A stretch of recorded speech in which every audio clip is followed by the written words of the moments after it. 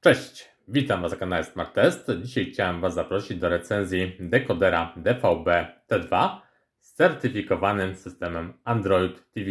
Jak wiecie, tego typu urządzeń bardzo brakuje na naszym rynku, dlatego też tym bardziej cieszę się, że będę miał okazję przetestować dla Was dzisiaj model Strong SRT 423. Dekoder oprócz głowicy telewizji naziemnej DVB-T2 ma też możliwość odbioru kanałów telewizji kablowej w standardzie DVB-C. Oczywiście możliwość odtwarzania materiałów w rozdzielczości 4K, certyfikowany system Android TV, no i też pełne wsparcie dla aplikacji VOD takich jak Netflix, Disney+, Prime Video i tak dalej. Mamy tutaj poziom zabezpieczeń Widevin L1, dzięki czemu wszystkie te aplikacje VOD będą nam działały w najwyższych rozdzielczościach. Na początek oczywiście zapoznajmy się z zawartością zestawu, a w zestawie, jak widzicie, mamy nasz dekoder, pilot zdalnego sterowania, baterię do pilota, przewód HDMI oraz zasilacz. Oczywiście uzupełnieniem zestawu są instrukcje obsługi. No i teraz jeżeli chodzi o budowę i wykonanie tego dekodera, no to jak widzicie, konstrukcja oczywiście z tworzywa sztucznego w formie takiej kostki, jakieś 12 na 12 cm mniej więcej. Od góry jeden przycisk mechaniczny power do uruchomienia dekodera. Z przodu prawdopodobnie dioda LED i odbiornik pilota zdalnego sterowania. Prawa krawędź, jak widzicie, jest wolna, natomiast na lewej krawędzi znajdziemy dwa złącza USB w standardzie 2.0 oraz czytnik kart microSD. Od spodu podgumowane nóżki, no i tylny panel, gdzie znajdziemy wejście antenowe do podłączenia telewizji naziemnej lub też telewizji kablowej, optyczne wyjście dźwięku SPDIF, wyjście HDMI, wejście LAN oraz wejście zasilania. Teraz zobaczcie pilota zdalnego sterowania. Pilot oczywiście z pilotem Bluetooth ma wbudowany mikrofon. Możemy korzystać z asystenta Google, czyli sterować dekoderem głosowo. Jak widzicie, w porównaniu do takich typowych Android boxów jest on nieco większy, ponieważ mamy tutaj też klawiaturę numeryczną do szybkiego wyboru programów telewizyjnych. Jeżeli chodzi o funkcje multimedialne, no to oczywiście mamy tutaj przyciski funkcyjne do takich najbardziej popularnych aplikacji jak YouTube, Netflix, Prime Video czy też Google Play. Sterowanie głosem, zmiana kanałów, obsługa tutaj funkcji androidowych. Przyciski są lekko podgumowane, delikatnie klikające, wyczuwalny skok. Myślę, że będzie się z niego dobrze korzystało. To co? Teraz sobie przejdźmy do podłączenia tego dekodera do telewizora. Jeżeli chodzi o samo podłączenie, no to oczywiście podłączamy kabel HDMI i łączymy dekoder z telewizorem. Podłączamy sobie też zasilacz do tego dekodera. Jeżeli chcecie się połączyć z internetem przewodowo, no to oczywiście podłączamy sobie przewód tutaj internetowy. Jeżeli chcecie łączyć się z internetem bezprzewodowo, to dekoder ma wbudowane oczywiście Wi-Fi dwuzakresowe pracujące w paśmie zarówno 2,4 jak też 5 GHz.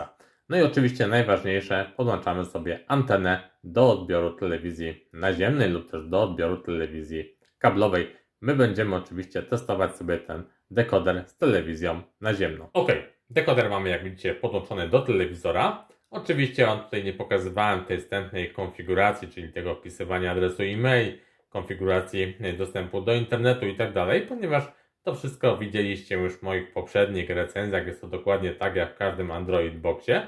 Dlatego, żeby nie zabierać Wam zbyt dużo czasu, przechodzimy sobie od razu do samego systemu.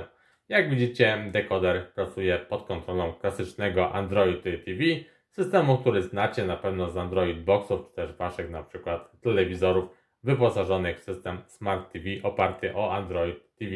Czyli mamy tutaj dostęp do naszych aplikacji ulubionych, a następnie propozycje z aplikacji VOD, które mamy na tym dekoderze zainstalowane.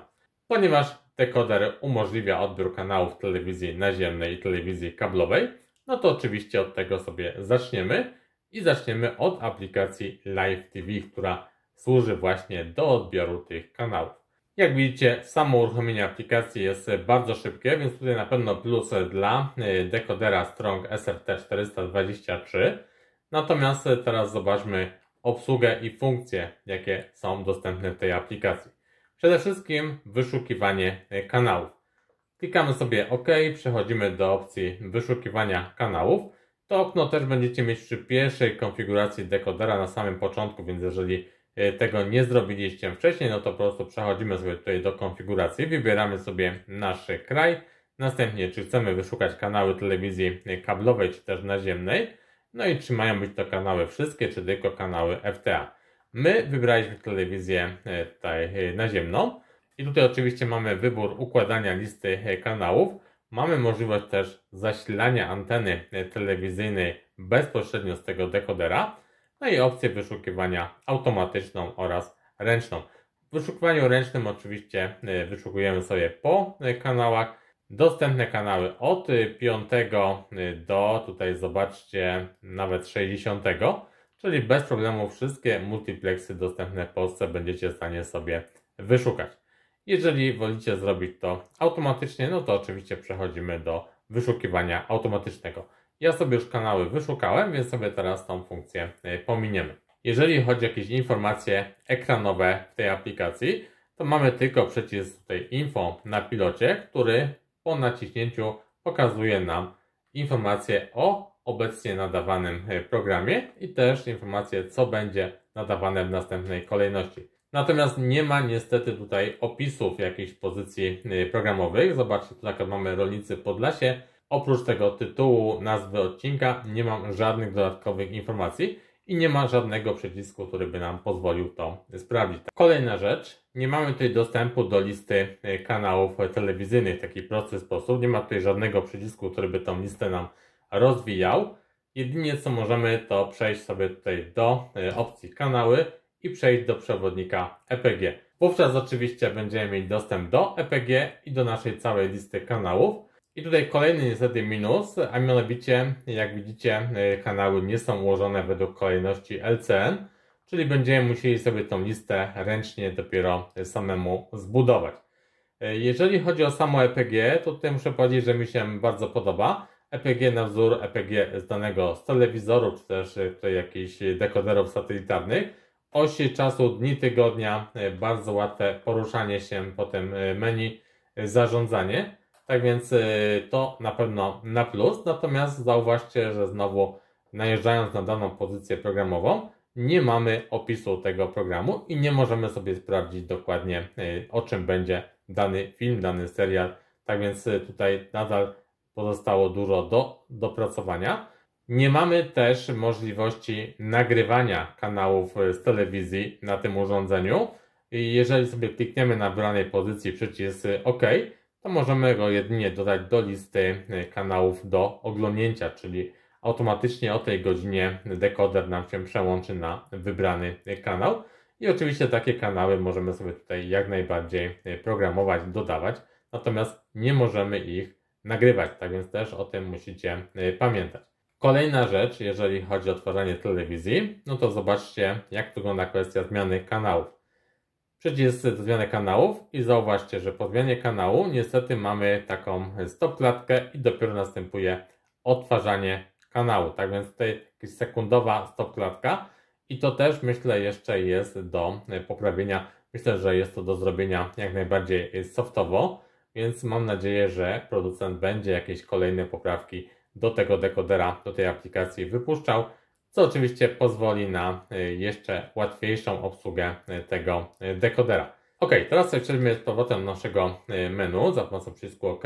No i teraz oprócz tego EPG mamy dostęp do tutaj tych programów, które dodaliśmy, żeby nam się uruchomiło w danej godzinie. My mamy dwa kanały o jednej godzinie, więc jest konflikt, uruchomi nam się ten kanał bez wykrzyknika.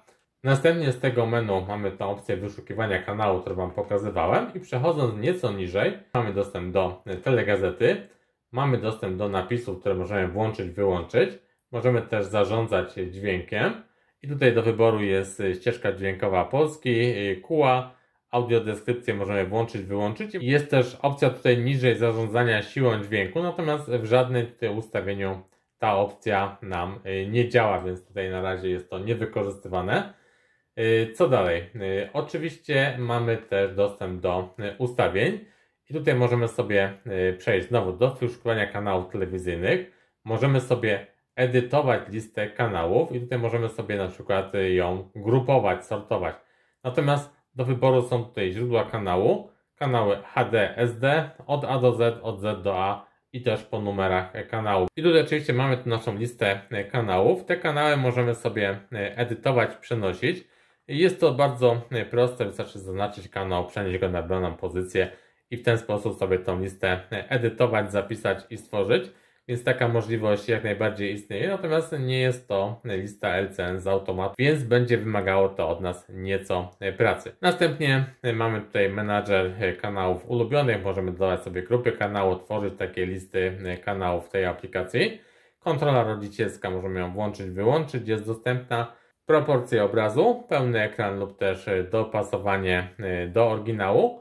Następnie mamy też zarządzanie ścieżkami audio. Pierwsza ścieżka dźwiękowa, no i oczywiście druga do wyboru. Ponadto możemy oczywiście sobie tutaj wybierać napisy, w jakim mają być języku. Pierwsza też druga ścieżka. Zarządzanie dźwiękiem stereo, mono, prawy, lewy kanał. No i też efekt, jaki ma być przy zmianie kanału, czy ma być czarny ekran, czy też zamrożenie ramki. My mamy ten czarny efekt, po którym i tak jak widzieliście jest to chwilowe zamrożenie, więc tak to w tej aplikacji działa. No i informacje o samej aplikacji, jej wersji, reset tej aplikacji.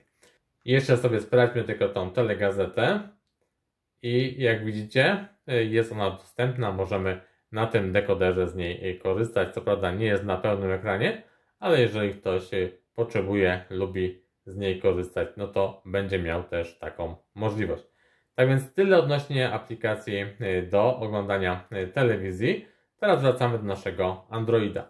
I sprawdzę sobie informacje na temat tej wersji tego Androida. Jak widzicie jest to wersja 11 i zabezpieczenia z kwietnia tego roku, czyli całkiem świeże.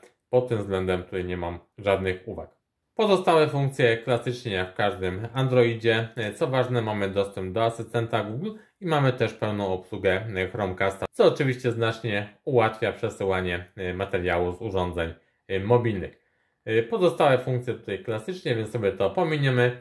Ja sobie doinstalowałem tutaj ID64, żeby sprawdzić sobie dokładne parametry tego dekodera. No i jak widzicie procesor AM Logic w tym dekoderze, 2 GB pamięci RAM. Sam procesor, jak widzicie, 4-rdzeniowy, 4-rdzenie Cortex A35, taktowany zegarem 2004 MHz. Grafika Mali G31. Przechodzimy do DRM Info, bo to jest bardzo istotna kwestia.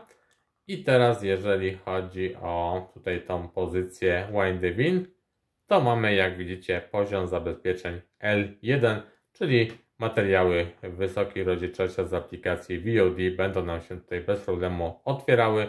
Vendor Google, czyli tutaj pod tym względem jak najbardziej ok. Obecność Androida w tym urządzeniu to oczywiście nieograniczone możliwości, jeżeli chodzi o instalację aplikacji, gier itd. ze sklepu Google Play, czy też po prostu z pendrive'a. Jeżeli chodzi o sklep, to mamy do dyspozycji tutaj pełnoprawną wersję sklepu Google Play pod system Android TV, czyli wszystkie aplikacje VOD, jak widzicie tutaj sobie znajdziecie, wyszukacie, będziecie mogli zainstalować aplikacje też muzyczne, Spotify i tak dalej, gry, wideo. Jeżeli sobie podłączycie jakiegoś pada do tego boxa, to oczywiście będziecie mogli też sobie takie gry pograć, czyli wykorzystać go jako taką mini konsolę do gier. Tak więc możliwość instalowania tych aplikacji to jest największa siła tego typu urządzenia, ponieważ możemy nie tylko w starszym telewizorze nadal oglądać telewizję naziemną czy też telewizję kablową, ale też rozbudować go o system Smart TV, o dostęp do internetu, o dostęp do tutaj najpopularniejszych aplikacji VOD. Na dekoderze bez problemu uruchomicie aplikację Netflixa, uruchomicie aplikację Disney+, uruchomicie aplikację, nie wiem, Maxa, Playera i tak dalej. Również aplikacja YouTube, która dokładnie wygląda tak jak na waszych telewizorach, czy też na przykład tabletach. Możemy odtwarzać materiały w najwyższych rozdzielczościach z pełną płynnością, z bardzo dobrą jakością obrazu. Tutaj może jeszcze w ustawieniach sobie sprawdźmy jakość, którą możemy sobie ustawić i jak widzicie jest do wyboru 4K przy 60 klatkach na sekundę. Dekoder obsługuje taką rozdzielczość i z taką rozdzielczością będziecie mogli sobie odtwarzać filmy z aplikacji YouTube. Jeżeli przejdziemy do statystyk dla nerdów, no to mamy tutaj potwierdzenie tej rozdzielczości i widzimy też kodek, jakim jest kodowany ten materiał, jest to termazem VP09, natomiast próbujemy sobie wyszukać coś z kodekiem AV1 i jak widzicie, kodek AV1 jest również przez ten dekoder, przez tego boxa obsługiwany i to myślę jest bardzo dobra wiadomość pod kątem materiałów wideo na aplikacji YouTube, które coraz częściej tym kodekiem są kodowane. Jeżeli chodzi o dodawanie tutaj zarządzania aplikacjami na tym głównym pasku, to oczywiście z tej pozycji możecie sobie te aplikacje dodawać, usuwać. No i oczywiście każdą z tych aplikacji sobie później uruchamiać, nimi zarządzać. Działa też aplikacja Kodi. Jest też aplikacja, tutaj zauważcie, Player TV, o którą często pytacie. I ta aplikacja, jak widzicie, na tym dekoderze również bez problemu nam się uruchamia i będziemy mogli tutaj w pełni z niej korzystać. Ok, i na dzisiaj to będzie tyle, jeżeli chodzi o tą pierwszą recenzję dekodera Strong SRT423. Z tego, co się dowiedzieliśmy, to przede wszystkim na plus możliwość odbioru telewizji naziemnej, telewizji kablowej oraz pełnoprawny Android TV z pełną certyfikacją, z obsługą serwisów VOD, takich jak Netflix, Prime Video, YouTube, Discovery itd. Możliwość instalowania dodatkowych aplikacji ze sklepu Google Play, możliwość odtwarzania materiałów w rozdzielczości 4K z wszystkich tutaj aplikacji. Natomiast jeżeli chodzi o minusy tego urządzenia, to tak naprawdę te minusy są nie po stronie samego urządzenia, a aplikacji Live TV do odbioru telewizji naziemnej, telewizji kablowej, które polegają przede wszystkim na braku łatwego dostępu do listy kanałów telewizyjnych, brak kanałów posortowanych według kolejności LCN, musimy sobie te listy kanałów tworzyć ręcznie.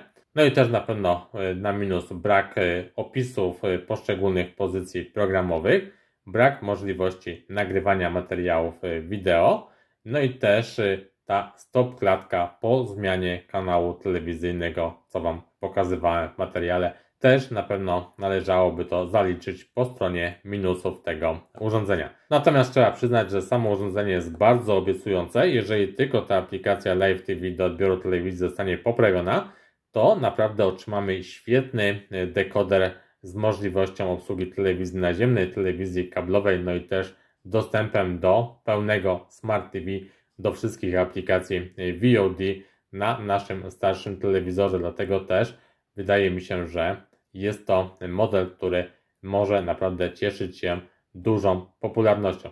Jeżeli macie jakieś pytania odnośnie tego dekodera, to oczywiście piszcie w komentarzach, ja będę się na bieżąco z nimi zapoznawał i jeżeli będzie taka potrzeba, to przygotuję kolejny materiał wideo odnośnie tego dekodera. Z mojej strony na dzisiaj to by było jeszcze tyle. Ja Wam bardzo dziękuję za uwagę. Jak zwykle proszę Was o łapki w górę, o subskrypcję kanału. I zapraszam Was już dzisiaj do kolejnych recenzji, które już niedługo pojawią się na kanale Smart Test. Cześć!